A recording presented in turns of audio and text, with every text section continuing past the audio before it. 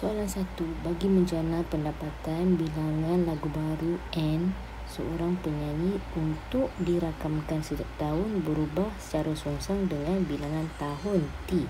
Penyanyi tersebut merakamkan lagu. Okey, jadi dia ada bilangan lagu. Okey, N adalah bilangan lagu.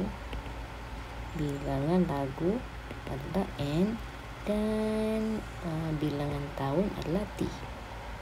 Ini bilangan tahunnya adalah T. Okey, tulis kat sini N berubah secara songsang. Jadi N berubah secara songsang. Secara songsang akan macam ni. Penyanyi tersebut, okey, setelah 3 tahun, seorang penyanyi itu perlu merakamkan 20 lagu untuk dapatkan keuntungan. Okey. Dia kata sini N adalah lagu, jadi N adalah 20 dan T dia adalah 3. Okey, soalannya, selepas 10 tahun, berapakah lagu baru yang perlu dirakam oleh penyanyi supaya mendapat keuntungan? Jadi dekat sini T dia adalah 10. Ini selepas 10 tahun dan dia nak tahu berapa N. N kita adalah kat sini kita tak tahu. Okey. Okey, jadi kita guna info yang ini dulu untuk masuk dalam ini. Kita kena cari K. Jadi N sama dengan K per dengan T. N adalah 20. K kita tak tahu, ni kita nak cari, dan T adalah 3. Lepas tu kita bawa sini naik ke atas. Jadi 20 darab dengan 3 sama dengan K. Dan K sama dengan 60. Kita akan dapat N sama dengan 60 per T. Inilah kita punya persamaan. Jadi kita nak cari bahagian ini pula. Kita masukkan nilai ini dalam ni. Jadi N kita tak tahu. Okay. N sama dengan 60 per T adalah 10. Jadi T sama dengan N sama dengan 6. Ini jawapan dia.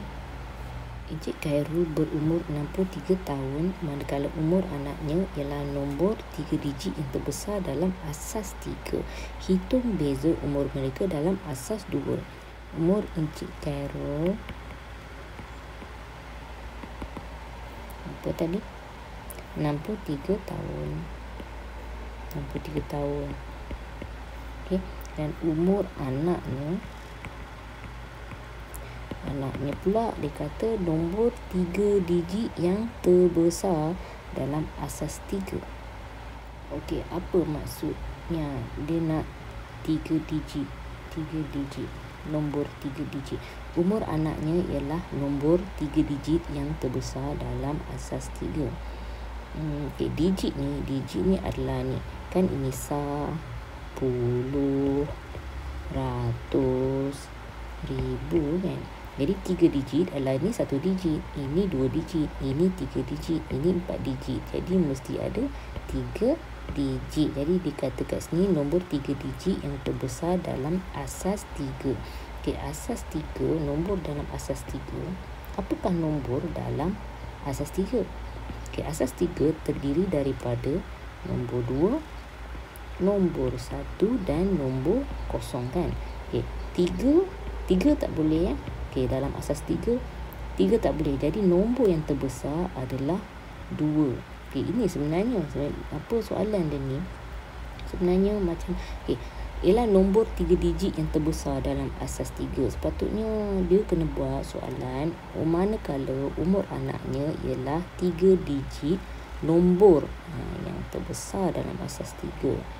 Ini ada terbalik sikit cara soalan dia ni. Jadi 3 digit nombor yang terbesar adalah ni lah nombor 2. Jadi 3 digit.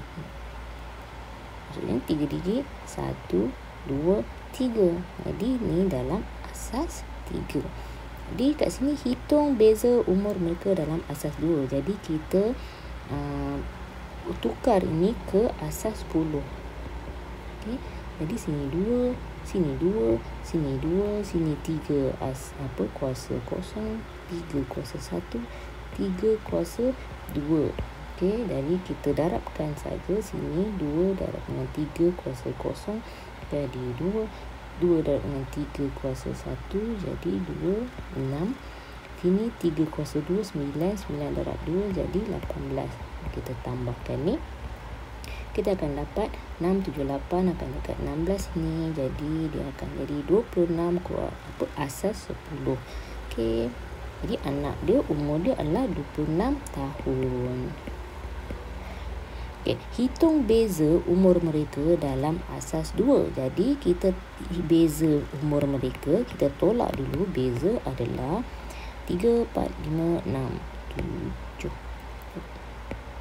3, 4, 5, 6. Sini dapat 5, sini dapat 3. Beza umur mereka adalah 37 tahun. Okey, ini dalam asas 10. Jadi daripada asas 10 ni kita tukarkan kepada asas 2. Okey, jadi 37 kita buat macam ni. Sini asas 2. Jadi kita bahagikan satu persatu. 37 bahagi dengan 2. Sini 1, sini dapat 17. 2 darab 8 kan. Bagi 2 darab. Yalah 2, 4, 6, 8, 10, 12, 14, 16. Dapat 16. Dapat 16. Sini baki 1. Jadi 18 tolak sini. Baki dia kita letak dekat sini. Okay? 18 kita letak dekat sini. Baki dia kita letak dekat sini. Okay? Dan kita bahagi lagi. Kita masih boleh bahagi lagi. 18 bahagi dengan 2 akan dapat 9. Okay, 18 berbaki di kosong, jadi 9 kita taruh sini, sini kosong. Kita masih boleh bahagi lagi, kita bahagi lagi sini. Jadi sini 4 dapat 8, baki 1, jadi kita letak 4 dekat sini. Sini 1, masih kita boleh bahagi lagi, kita bahagi lagi. Sini 2, sini 4, sini dapat kosong. Jadi sini sini 2 kan. Jadi baki kosong, bahagi lagi sampai kita tak boleh bahagi. Jadi 2 bahagi dengan 2 dapat 1. 2 kosong. Jadi sini akan dapat 1 dan baki dia adalah kosong. Jadi kita dah dapat jawapan dia dari bacaan daripada sini ke atas. Itu bersamaan dengan 1, 0, 0, 1, 0, 1 asas 2. Soalan 3. Jadual 1 menunjukkan perkadaran premium bawah tarikh motor bagi polisi motor. Okey, jadi dekat sini dia tulis Sabah dan Sarawak. Dekat sini. Jadi Esther yang menetap di Sabah. Okey, dia menetap di Sabah ingin membeli satu polisi insurans motor. Berikut adalah maklumat kenderaan yang ingin diinsurankan.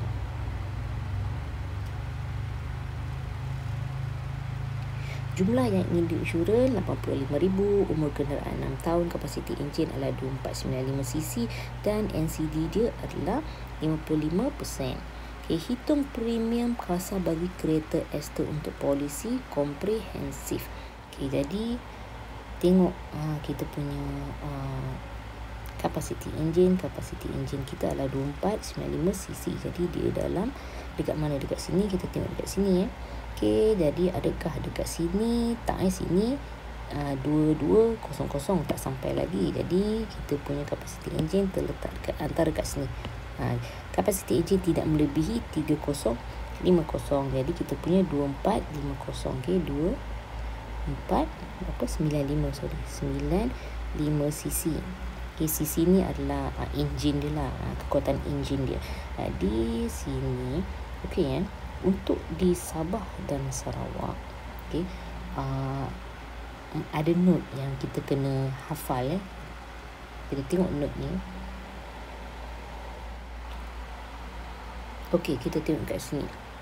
Yang belah kanan ni, rumus mengira premium asas polisi komprehensif. Okey, kalau bagi Semenanjung Malaysia, kadar bagi 1000 yang pertama akan tambah dengan RM26.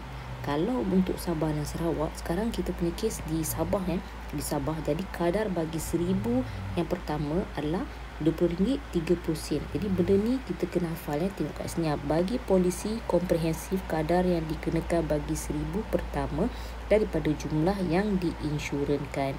Jadi kita akan darab dengan RM20.30 sebab ini adalah di Sabah dan Sarawak. Okey, hafalnya. Kalau bagi Semenanjung Malaysia kadarnya adalah RM26. Kalau bagi Sabah Sarawak adalah RM20.30.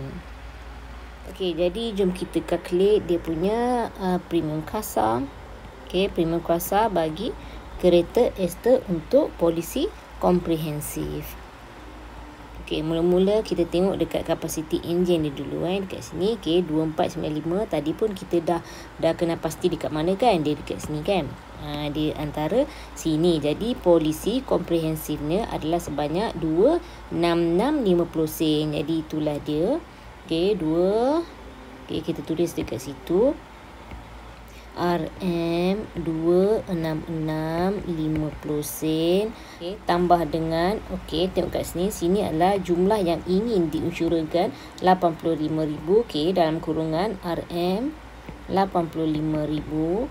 Kita tolak dengan RM1000 bahagi dengan 1,000 dekat sini. Tengok bagi ni. Bagi polisi komprehensif, kadar yang dikenakan adalah bagi 1,000 pertama daripada jumlah yang diinsurankan. Okey, ini tadi. Lepas tu tadi ingat tak? Ya, RM20 30 sen tadi. Okey, ini kita letak kat sini. Kita darab dengan ni kadar dia RM20 30 sen. Okey, kalau benda ni sebab ini siapa ni? Ester ni dia dekat Sabah kan. Kalau benda ni dekat Semenanjung, dekat Pahang ke, Selangor ke, ini kita darab dengan tadi RM26. Okey, kalau dekat Sabah Sarawak RM20 30 sen. Okey, ini adalah dia punya rumus dia lah. Okey, rumus untuk ni yang ini kita ambil dia punya jumlah yang nak diinsurankan berapa. Okey, macam dekat sini 85,000. Kita tolak dengan 1,000 dulu. Lepas tu kita bahagi dengan 1,000 balik. Kan? Okey, tolak 1,000 dan bahagi 1,000 dan darab dengan yang ini kadar dia. Kalau Sabah dengan Sarawak RM20 30 sen. Kalau Semenanjung dia akan jadi RM26. Okey. Okey, jadi sama dengan kita kira dia punya jawapan dia. RM26650 sen tambah dengan jawapan untuk sini RM1,705.20 sen. Okey, kita tambahkan 26650 sen. Jadi kita akan dapat sini RM197170 sen. Okey, dekat sini tak habis lagi sebab dekat sini dia ada tulis sini NCD dekat sini kan. NCD adalah no claim discount. Okey, apa itu non claim discount? Kenapa ada NCD ni? NCD ni, cuba tengok umur kenderaan ni adalah 6 tahun kan. Maksudnya dah beli kereta ni 6 tahun yang lepas. Jadi setiap tahun dia mesti akan renew dia punya road tax. Dan bila renew road tax, dia kena renew insurans dia. Kenapa kita nak ada insurans tu? Insurans ni sebenarnya salah satu lah yang paling senang kita nak faham. Bila kita ada insurans, kalau kita ada accident, ada kemalangan, jadi syarikat insurans tu akan tolong cover sikit lah. Jadi kita taklah kena bayar 100% kan. Jadi insurans cover sikit, kita cover sikit. Macam tu lah. Jadi ini ceritanya yang non-claim discount ni. Okay, katakanlah ini dia ada tulis tahun tak dekat sini? Sekejap tahun ada tulis tak? Sini tak ada tulis tahun. Okay, katakanlah ini sekarang ni ini adalah 2023. Jadi untuk 2000 sekarang dah Januari 2024 kan. Jadi untuk 2024 ni katakan dia punya road tax dia dah mati bulan Januari. Jadi dia nak renew pada tahun Januari 2024. Jadi syarikat insurans ni dapati si Ester ni masa 2023 dia tak ada claim pun insurans tu. Dia tak ada accident. Jadi bila tak ada accident, dia tak claim lah insurans tu. Jadi Ester, awak tak claim insurans lah. Bagus. Jadi saya bagilah awak diskaun. Ni lah dia diskaun ni, no claim discount. Sebabkan dia tak claim insurans, dia dapat diskaun. Jadi maksud dia sekarang ni kita ada premium kasar banyak ini kan. Kalau nak kata ini adalah jawapan akhir, tapi disebabkan ada NCD, jadi kita kena tolak lah premium kasar ni. Okey, tolak dengan NCD. Kita kena tolak dengan NCD. NCD ni macam hadiah lah untuk kita, macam tu lah. Okey, sepatutnya kita kena bayar Okey, RM1,971.70 yang ini. Tapi disebabkan ada NCD, kita bayar berapa? Okey, RM yang 1,000 yang sepatut kita bayar tadi tu RM971.70 tolak dengan 55% 55% darab dengan out of yang ini. Yang ini. Daripada yang total yang sepatutnya lah, konon-konon kita sepatutnya kena bayar. Jadi RM 1,971.70. Jadi sini RM 1,971.70 tolak dengan ini, kita darabkan, kita akan dapat ini RM 1084.435. jadi kita tolakkan, kita akan dapat 1,971.70. Jadi jawapan yang kita dapat adalah RM RM888.27. Jadi ini jawapan dia. Pada hujung minggu ini, Aini dan Valarmati akan menghadiri Majlis Hari Jadi Sahabatnya. Diberi bahawa kebarangkalian Aini dan Valarmati akan memakai pakaian berwarna merah ialah 5/8 dan 1/3 masing-masing. Hitung kebarangkalian A. Kedua-dua mereka memakai pakaian berwarna merah. Okey. Dekat sini Aini dan Valarmati. Sini Aini dan Valarmati akan memakai pakaian berwarna merah. Jadi probability untuk kebarangkalian, probability untuk Aini dan Valarmati memakai pakaian merah. Untuk Aini adalah dia punya kebarangkalian dia adalah 5/8. Untuk Valarmati pula dia akan memakai pakaian merah adalah 1/3. Kedua-dua mereka memakai pakaian berwarna merah. Jadi kita nak cari probability untuk dua-dua pemakai merah. Jadi Aini memakai merah. Saya namakan Aini A merah dengan V Valarmati M merah. Jadi AM Aini memakai merah dan Valarmati pun memakai merah juga. Jadi kita salin je. Untuk Aini dia punya probability-nya adalah ini 5/8 darab dengan bila ada dan dekat sini dia akan menjadi darab. Darab 1/3. Jadi kita terus darab je. 5 darab 1 dapat 5, 8 darab 3 dapat 24. Boleh kecilkan? Tak boleh. Jadi ini jawapan dia untuk A. Untuk B pula. Kedua-dua mereka tidak memakai pakaian berwarna merah.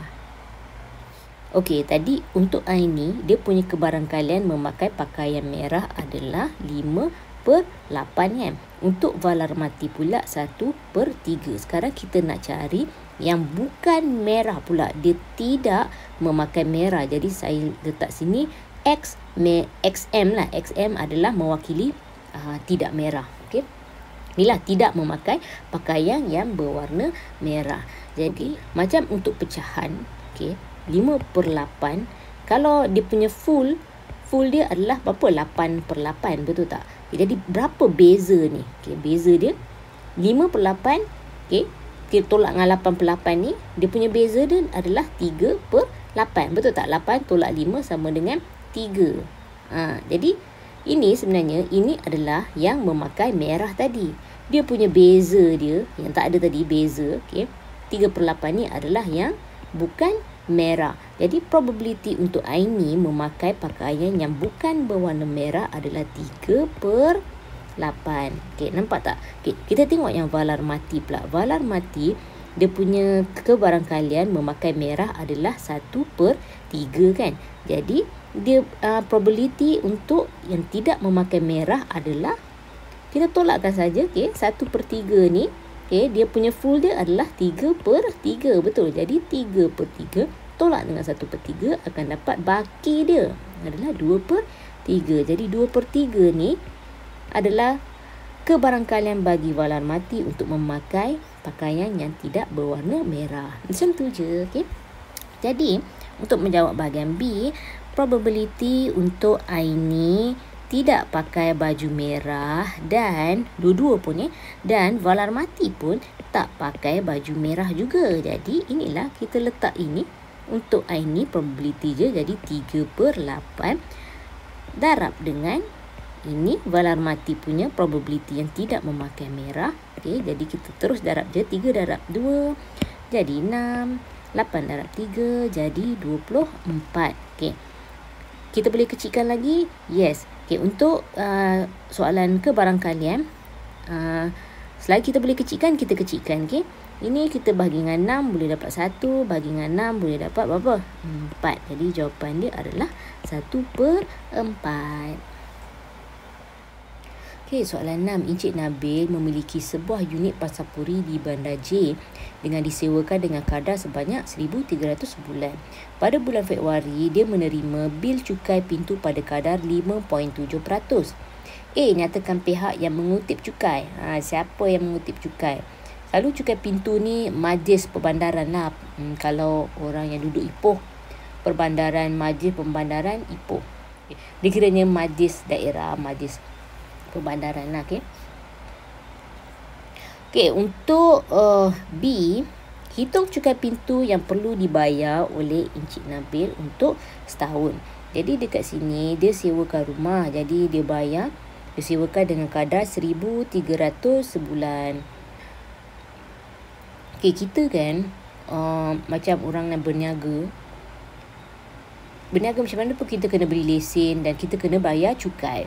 Sama juga kalau kita sewakan rumah dekat orang. Jadi ia dikatakan pendapatan kan. Kita sewakan rumah orang, jadi kita dapat duit daripada hasil sewa tu, jadi kita kenalah bayar cukai, betul lah. Jadi inilah dia kena bayar cukai. Jadi untuk sebulan dia 1,300. Pada bulan Februari dia menerima bil cukai pintu pada kadar 5.7%. Jadi cukai pintu untuk setahun, okay, cukai pintu untuk setahun. Okay. Sama juga. Okay, ini 1,300. Okay, RM 1,300. Ini adalah untuk sebulan. Jadi untuk setahun kita darab dengan 12 bulan. Dan kita darab dengan kadar yang kadar cukai pintu yang didapat adalah 5.7%. Okay, jadi 5.7%. Okay. Okay, jadi dekat sini kita darabkan, kita akan dapat RM 15,600 darab dengan 5.7%. Sama juga RM 889.20. Okay, nombor 7. Nasrullah memandu kereta dengan kelajuan 40 km/jam selama 2p/3 jam. Kemudian dia menukar kelajuannya kepada 6p/10 km/jam selama 4/1 jam. Cari nilai P jika jumlah jarak yang dilalui olehnya ialah 190 km. Okey, untuk dapatkan laju. Okey, laju sama dengan, okey, untuk dapatkan laju, jadi laju sama dengan jarak per P kan, P. Jadi sekarang ni dia bagi nilai jarak sini. Cari nilai P jika jumlah jarak yang dilalui. Okay, kita dah dapat dah jumlah jarak. Jadi kalau jarak, kita nak jarak, okay, sini kita akan bawa ke atas. Jadi L darab dengan P akan sama dengan jarak. Jadi sini kita ada laju darab dengan P adalah jam dia. Okey. Okey, mula-mula dia memandu kenderaan 40 km. 40p lah. Okey, 40p. Lajunya 40p. Selama jam dia begini dan kemudian dia tukar pula. Dia bawa mungkin laju sikit kot. Daripada titik sini ke titik sini. Jadi jarak ni adalah 190 km. Jadi mula-mula dia bawa laju sini. Dia bawa lah vroom vroom vroom vroom. Lepas tu dia tukar pula. Mungkin dekat sini dia tukar pula laju. yang ini vrum vrum vrum, okey, lagi laju ke untuk sampai ke titik akhir ni. Itulah ceritanya dekat sini. Jadi dia nak tahu nilai P ni apa. Okey, nilai P ni. Jadi kita guna yang inilah. Okey, jadi L laju darab dengan P. Apa P ni? Bukan P lah, laju. Ini apa, masa lah. P, silap. P yang soalan kita. Ni masa. Okey, silap. Ini masa masa. Laju darab masa sama dengan jarak. Laju dia sama dengan jarak per masa. Jadi sebabkan kita dah ada jarak, jadi jarak sama dengan laju darab dengan masa lah. Okey, jadi laju darab dengan masa sama dengan jarak. Okey, jadi kita first yang ini adalah yang pertama. Jadi 40 P darab dengan 20P tolak dengan 3. Okey, tambah dengan ini adalah yang kedua. Okey, yang keduanya adalah 60P tolak dengan 10. Okey, sebab kita berada dalam satu perjalanan. Ini yang pertama. Okey, ini yang 40P tadi tu, dan ini adalah 60P. Jadi kita kena tambahkan dia. Okey, sini darab dengan dia punya jam dia, P tolak dengan 1. Okey, sama dengan 190. Okey, ini adalah jarak dia 190. Okey, 190 km. Okey, jadi bila dapat ni, okey, kita darab dulu. Okey, ini kita darab ni 40P. Sini kita darab dengan sini, dan sini kita darab sini. Okey, ini pula yang ni kita darab yang ni. Ini kita darab sini, lepas tu ini darab sini, dan ini darab sini. Okey, 40P darab dengan 2P akan jadi 80P kuasa 2. 40P darab dengan negatif 3 akan dapat negatif 120P. Tambah dengan, tambah dekat sini 60P darab dengan P akan jadi 60P kuasa 2. 60P darab dengan negatif 1 di sini akan jadi negatif 60P. Lepas tu negatif 10 darab dengan P akan jadi negatif 10P.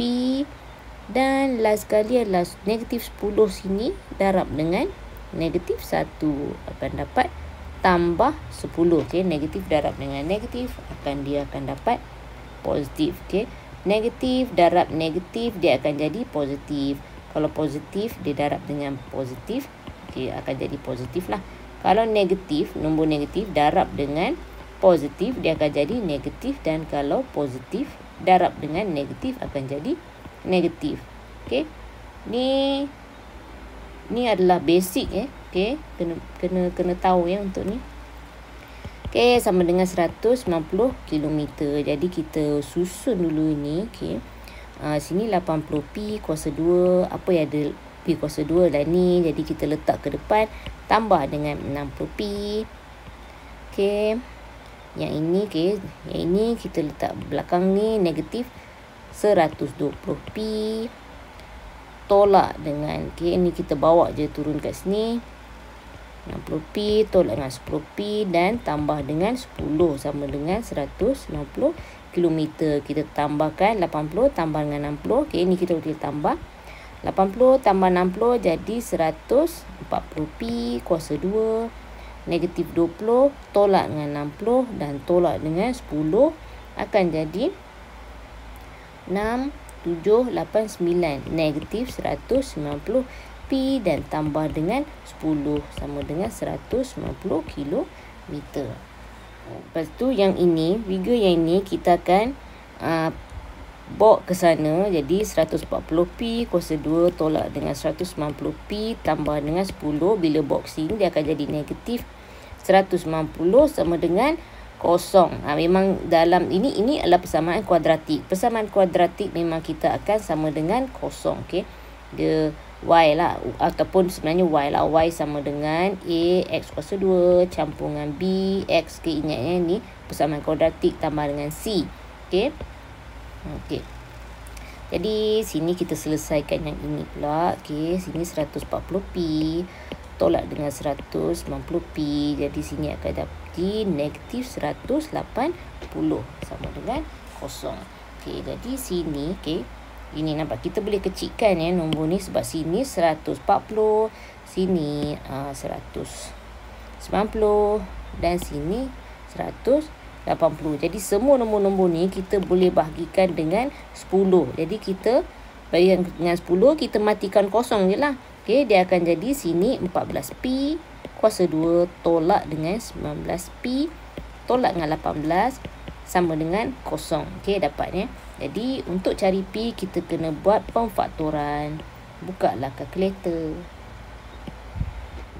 Okey, dekat kalkulator kita tekan mod, kita pergi cari ke kuadratik dua fungsi x kuasa 2. Jadi kita isi ni. Jadi untuk yang bahagian A 14, okey, sini 14. Sini sini 14 p kuasa 2. Okey, jadi untuk bahagian A adalah 14. Lepas tu untuk B x sini negatif 19. Tekan sama dengan, dan untuk C adalah negatif 18. Sama dengan kita akan dapat X sama dengan negatif 9/14 dan X sama juga 2. Okey. Okey, tutup kalkulator ni. Okey, lepas kita dapat nilai X ni. X. Oh, bukan X Ini adalah P lah. Kan? Nilai P. Sorry, sini adalah P. Sama je sebenarnya. Tapi dalam soalan kita kan P kan. Jadi P, saya akan gunakan P.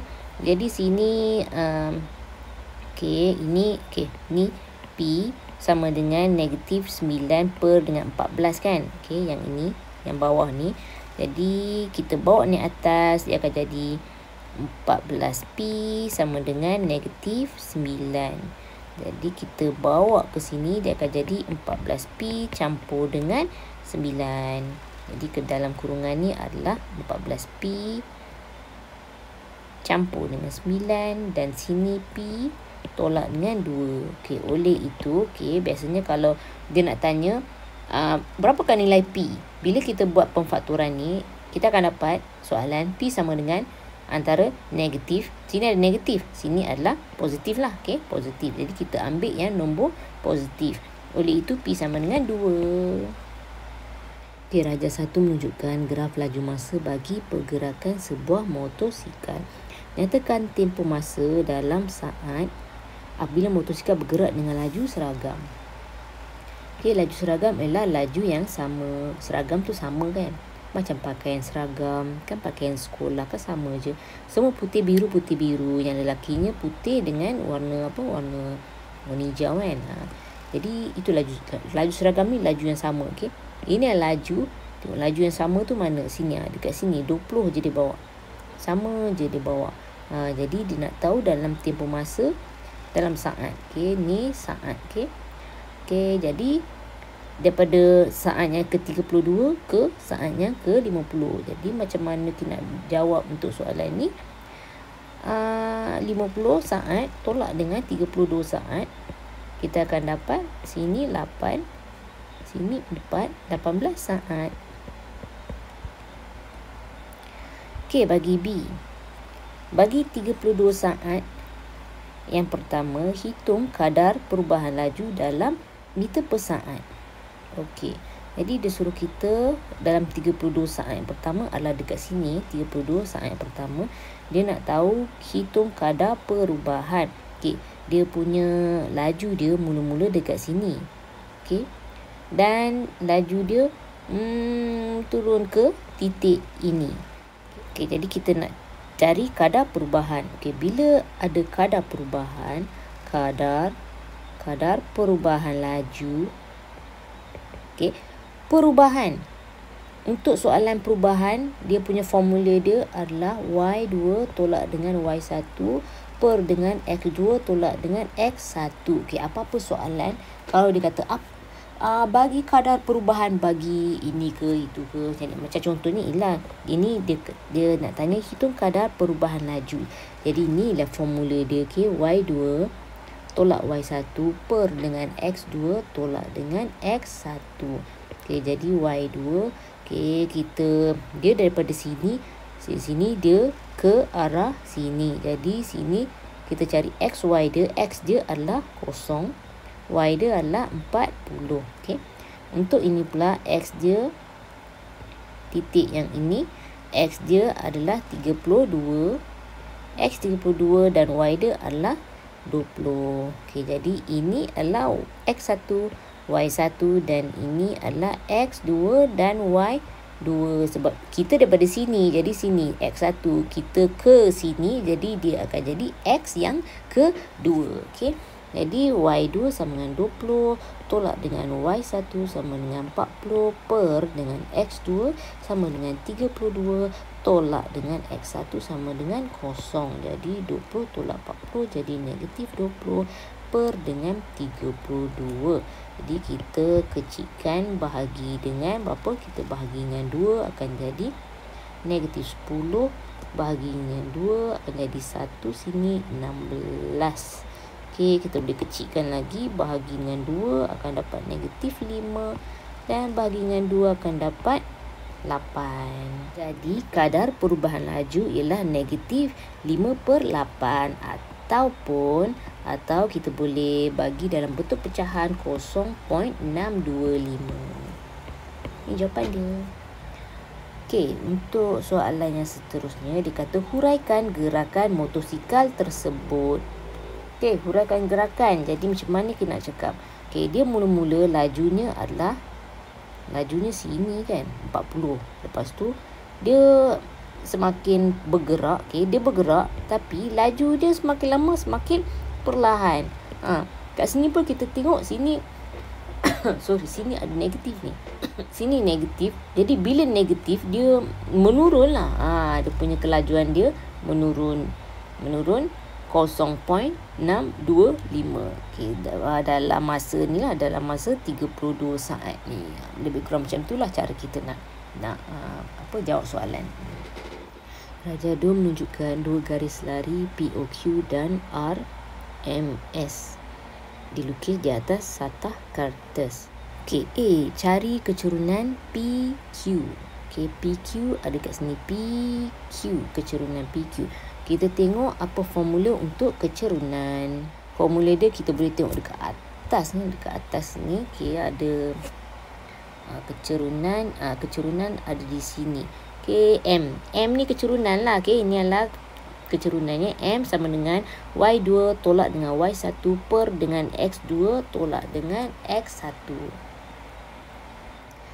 Okey, jadi formula kecurunan tadi adalah, okey, kita buat kat sini. M sama juga Y2 tolak dengan Y1 per dengan X2 tolak dengan X1. Okey, jadi ini mana kita nak dapat nilai Y2, Y1 dan X2 dan X1 ni. Okey, ini kita nak cari kecurunan garis yang ini. PQ ni garis yang ini kan. Okey. Sekarang ni dia tak bagi tau. Dia tak bagi apa? Dia tak bagi koordinat dia lah. Kalau koordinat kita boleh letak pun ni je. Nampak tak sini? Kat sini je. Titik ni 0 X. Sini X kan? Sini adalah Y. Jadi koordinat ni adalah 0, 0. Okey, untuk cari kecurunan kita kena ada sekurang-kurangnya 2 titik. Okey, sebab kita kena ada sini Y2 tolak dengan Y1 dan X2 tolak dengan X1. Jadi kita kena ada 2 titik. Okay. Jadi macam mana kita nak dapatkan titik dekat garisan PQ ni? Jadi kita gunakan persamaan ni untuk mencari X dan untuk mencari nilai yang mungkin bagi Y. Okay, jadi sini Y sama dengan negatif 1/2 X. Okay, kita tengok garisan PQ ni kan. Okay, kita agak-agak je sini. Sini kita letaklah X sama dengan negatif 5. Kita cari nilai Y dia berapa. Okay, kalau sini negatif 5. Okay, Jadi kita letak je negatif 5, masukkan dalam nilai X ni. Jadi negatif 1/2 darab dengan negatif 5. Jadi kita akan dapat 2/5. Okay, jadi sini negatif 5. Jadi titik Y berada dekat sini 2/5. Jadi kita dapat satu koordinat satu dekat sini. Okay, iaitu X dia adalah, X dia tadi negatif 5. Dan Y adalah 2/5. Kita dapat satu koordinat. Dan koordinat yang lain kita sajalah kita buat dekat sini pula. X sama dengan 2 kat sini kan. 2. Jadi kita cari Y dia berapa. Cara yang sama. Y sama dengan negatif 1/2 darab dengan 2. Okay. X ni tadi kita darab dengan 2. Jadi dia akan jadi, okay, 2 akan jadi 1. Jadi Y sama dengan negatif 1. Jadi apabila sini X sama X sini adalah 2. Jadi Y kat sini adalah negatif 1. Itu maksud dia. Jadi titik kat sini. Jadi kita dapat koordinat titik ini adalah 2, negatif 1. Okey. Kita dah dapat dah 2 titik, betul tak? Ini mewakili X1 dengan Y1 dan sini X2 dan Y2. Kita masukkanlah untuk Y2. Y2 adalah negatif 1. Okay, sini Y2. Tolak dengan Y1. Mana Y1? Y1 sini 2.5. Tolak dengan 2.5. Per dengan, okay, X2 adalah sini 2. Tolak dengan X1 adalah negatif 5. Jadi sama dengan 1 tolak dengan negatif 2.5 akan dapat negatif 3.5 per dengan 7. Sama juga negatif 0.5. Jadi kecerunan PQ adalah negatif 0.5. Okey, B, persamaan garis lurus RMS. Okey, apakah persamaan garis lurus? Okey, persamaan garis lurus adalah Y sama dengan MX tambah dengan C. Okey, dekat garisan RMS, okey, dekat sini garisan RMS dekat sini. Okey, RMS ni ada koordinat sini 4, 6. Jadi sini adalah X, sini adalah Y. Jadi kita boleh masukkan nilai Y ni adalah 6 dan X ni adalah 4. Okey, M ni apa tadi? M. Ni M kan? M adalah kecerunan. Jadi macam mana kita nak dapatkan M ni? M untuk garisan RMS. Okey, dekat atas ni dah bagi tahu dekat sini. Garis menunjukkan dua garis selari POQ dan RMS. Okey, garis selari. Bila garis tu selari, okey, dia selari macam ni kan, dia sama. Jadi kan maksud dia punya kecerunan dia adalah sama. Kalau dia selari macam ni, dia punya kecerunan tu sama. Jadi bila kecerunan tu sama, kita bolehlah guna kecerunan yang garisan yang lagi satu tu kan. Sebab tadi dekat A tadi kita dah cari kecerunan untuk PQ, betul tak? Jadi disebabkan kecerunan inilah garisan selari, kecerunan PQ ni, okey, kecerunan M untuk PQ ni mesti sama dengan RMS, yang garisan yang kita nak cari, betul tak? Jadi berapa kecerunan PQ tadi? Ini negatif 0.5. Jadi di bahagian M dekat sini kecerunan dia adalah negatif 0.5. Jadi kita boleh cari nilai C. Okey, kita masuk je sini. Okey, 6 sama dengan negatif 0.5 darab dengan 4 tambah dengan C. Jadi sini akan jadi negatif 2 tambah C. Jadi 2 ni kita bawa ke sana, dia akan jadi 6 tambah dengan 2 sama dengan C. Jadi C sama dengan 8. Jadi untuk persamaan garis lurus RMS, Y sama dengan, okay, kecerunan tadi adalah negatif 0.5 X tambah dengan C dia adalah 8. Ini jawapan dia untuk persamaan garis lurus RMS. Okey, untuk C pula, pintasan X bagi garis lurus MN. Mana MN? Okey, MN adalah yang ini. MN ni MN. Apakah pintasan X bagi garis lurus MN? Okey, pintasan. Apa maksud pintasan X ni? Okey. Dalam graf, okey. Dalam graf kan. Okey, bila kita lukis graf tu, graf tak kisahlah kita lukis, kadang tu lukisan graf tu akan macam ni kan, ataupun dia naik macam ni, ataupun ada juga graf dia straight je macam ni kan. Okey, ataupun dia menurun macam ni kan. Okey, jadi maksud pintasan X ni bila satu-satu graf, okey, ini adalah X, ini adalah Y. Ini garisan graf kita, okey, graf kita, dan bila dia memintas X, inilah maksud dia ni. Ni pintasan X tu. Pintasan X. Okay, kalau ini adalah pintasan X, garisan ini yang memintas dekat sini, dekat garisan Y pula, ini kita panggil pintasan Y. Jadi pintasan X ni berada dekat sini kan. Bila Y dia adalah kosong, betul tak? Sini kita tengok pintasan ni, X dia ada nombor lah. Contoh X dia dekat sini adalah 8. Jadi koordinat dia 8, Y dia adalah kosong. Di pintasan X ni adalah apabila Y sama dengan kosong. Okey, jadi untuk mencari pintasan X bagi garis lurus MN, okey, garis lurus MN ni, okey, dia terletak dekat garisan sini, betul tak? Garisan yang RMS tadi kan. Jadi kita guna pakai equation ni, persamaan yang ini tadi. Okey. Jadi kita guna kat sini, jadi Y sama dengan negatif 0.5 X tambah dengan 8 kan. Okey, tadi dah bagi tahu pintasan X adalah apabila Y sama dengan 0. Jadi Y sama dengan 0. Okey, negatif dia sama dengan negatif 0.5. X ni kita nak cari tambah dengan 8. Jadi 8 kita bawa ke sana, dia akan jadi negatif 8 sama dengan negatif 0.5 X. Jadi X sama dengan ini, kita bawa pergi sana, dia akan jadi negatif 8 per dengan 0.5 negatif.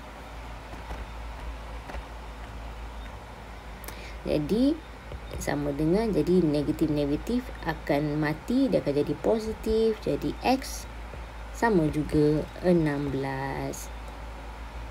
Jadi pintasan X bagi garis lurus MN adalah 16.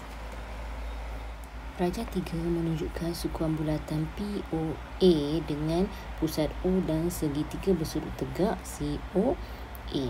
Okey, diberi AOB adalah 60 darjah. Okey, dia bagi AOB 60 darjah. AOB adalah di sini. Okey, sini 60 darjah.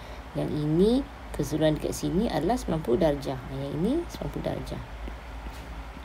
Gunakan pi 22/7 hitung panjang dalam cm lengkuk AB. Okey, lengkuk AB adalah di sini lengkuk AB. Okey, lengkuk AB ni sebenarnya nak cari, dia hanya nak lengkuk ni kan. Jadi kita kena cari perimeter. Okey, sebab lengkuk AB ni adalah daripada ni lah, daripada dia sebenarnya bulatan ni, nampak bulatan ni sebenarnya dibahagikan dengan 4 ni. 4.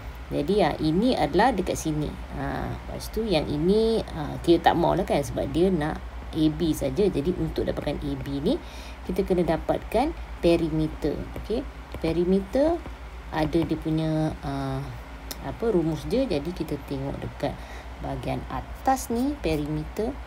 Rumus perimeter dekat depan sekali.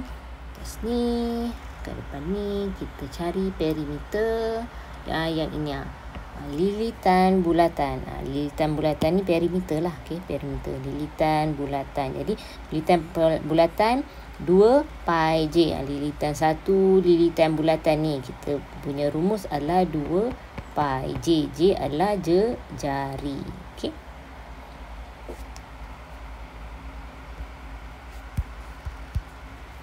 Okay, jadi untuk cari perimeter tadi 2 pi J. Jari kita adalah, okay, ini. Jari kita adalah 10 cm.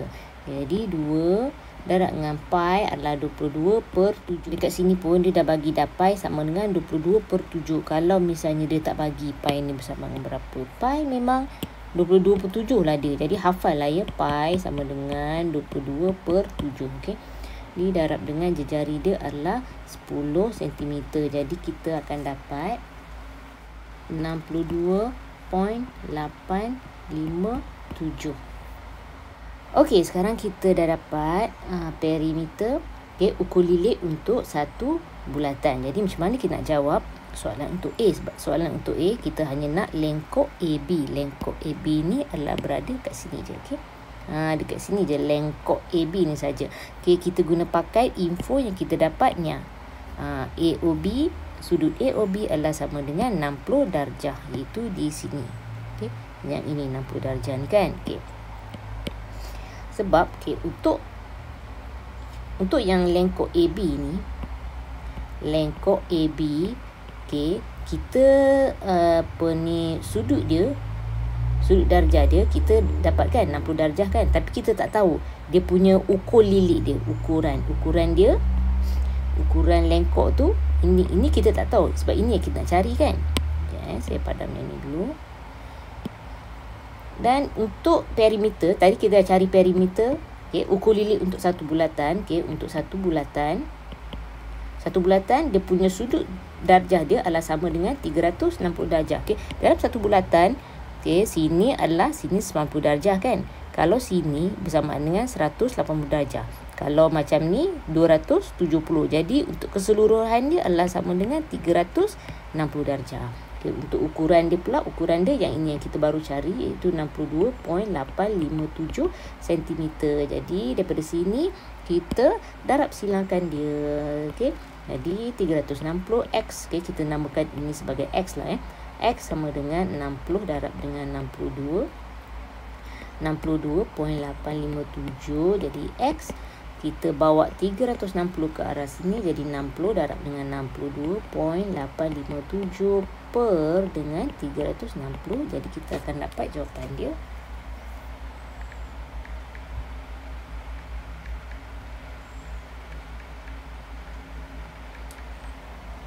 Kita dapat 10.476,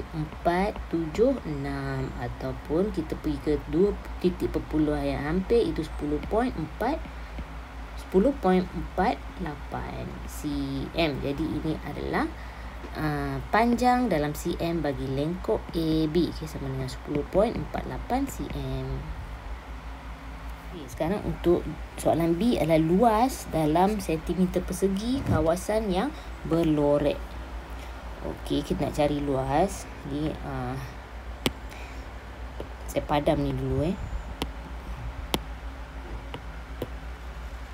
Okey, luas dalam cm persegi kawasan berlorek. Kita hanya nak kawasan berlorek. Ini kawasan ni kita tak mau. Yang ni kan, yang ini ini. Jadi kita kena cari sekarang ni luas untuk kawasan ini. Kita kena cari luas ni dulu. Okey, ada dua bentuk kat sini. Ada bentuk ini. Ini adalah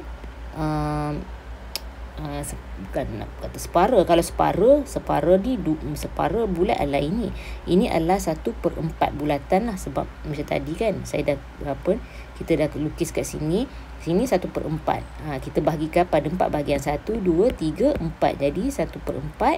Inilah 1/4 bulatan. Okey, 1/4 bulatan. Dan kita ada sini adalah 3 segi. Okey, jadi kita cari luas untuk 3 segi dan 1/4 bulatan. Okey, jom kita cari. Mula-mula kita cari. Okey, kita cari dulu luas segi 3. Okey, sama dengan rumus dia adalah 1/2 darab dengan tapak darab dengan tinggi. Jadi 1/2 darab dengan tapak dia adalah 17 cm dan darab dengan tinggi dia adalah 10 cm. Okey, jadi kita dapat jawapan dia. Kita dapat 85 cm persegi. Okey, ini adalah luas untuk 3 segi. Dan sekarang luas untuk 1/4. Ini yang pertama. Yang kedua adalah luas untuk 1/4 bulatan. Okey. Okey, mula kita cari dulu luas bulatan. Luas bulatan, kita tengok apa dia punya rumus dia. Rumus dia dekat atas ni, tempat yang tadi, tempat sama dengan ukur lilit tadi, dekat sini. Luas bulatan sama dengan pi j kuasa 2. Okey. Okey, jadi luas bulatan adalah pi j kuasa 2. Sama dengan 22/7 darab dengan dia punya jari adalah 10. Jadi 10 darab dengan 10. Okey, ataupun 10 kuasa 2 lah. 10 kuasa 2 pun sama juga. 10 darab dengan 10. Okey. Jadi jawapan dia adalah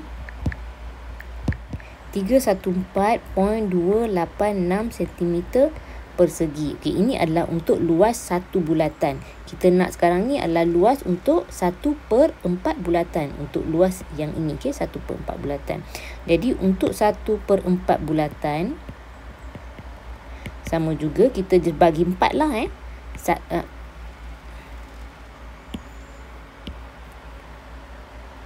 314.286 kita bahagikan dengan 4, kita akan dapat 78.572 cm persegi.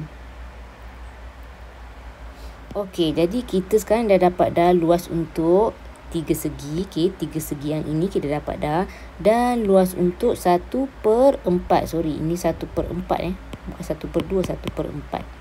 Okey, 1/4 yang ini kita dah dapat. Okey, tapi tak habis lagi sebab dia nak kawasan yang berlorek. Jadi kita kena cari dulu luas yang ini, kawasan yang tak berlorek ni. Jadi kita kena tolak dulu kawasan yang tak berlorek ni. Jadi kita kena cari sekarang ni adalah luas kawasan tidak berlorek. Jadi macam ini kita dah dapat dah luas untuk 1/4 bulatan. Okey, untuk 1/4 bulatan luas dia adalah 78.572 yang ini kan. Okey. Sentimeter persegi. Okey, dia punya sudut dekat sini. Okey, kita tengok sudut untuk 1/4 bulatan adalah kat sini.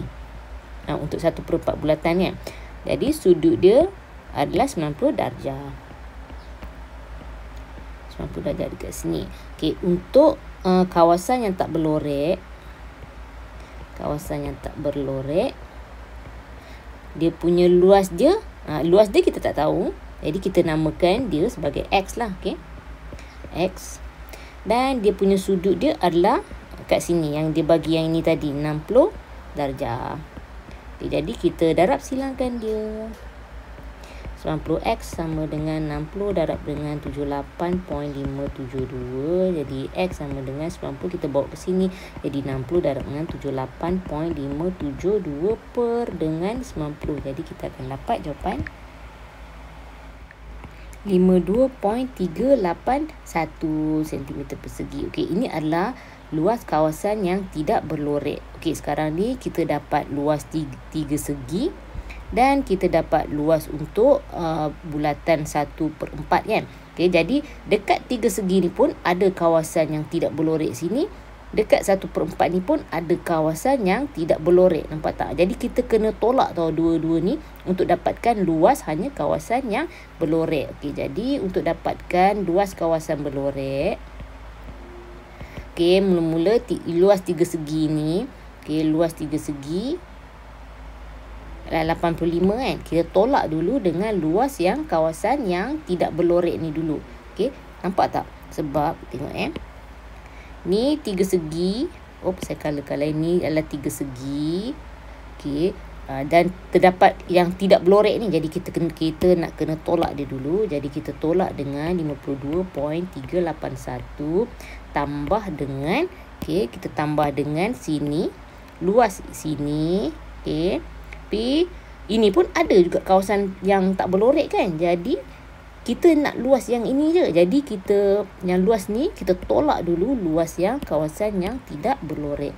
Jadi luas 1/4 bulatan adalah yang ini. Jadi 78.572. Kita tolak dengan yang kawasan yang tidak berlorek. Tolak dengan 52.381.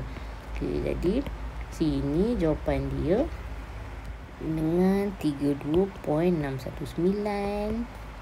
Sini 26.191 dan kita tambahkan dia, kita akan dapat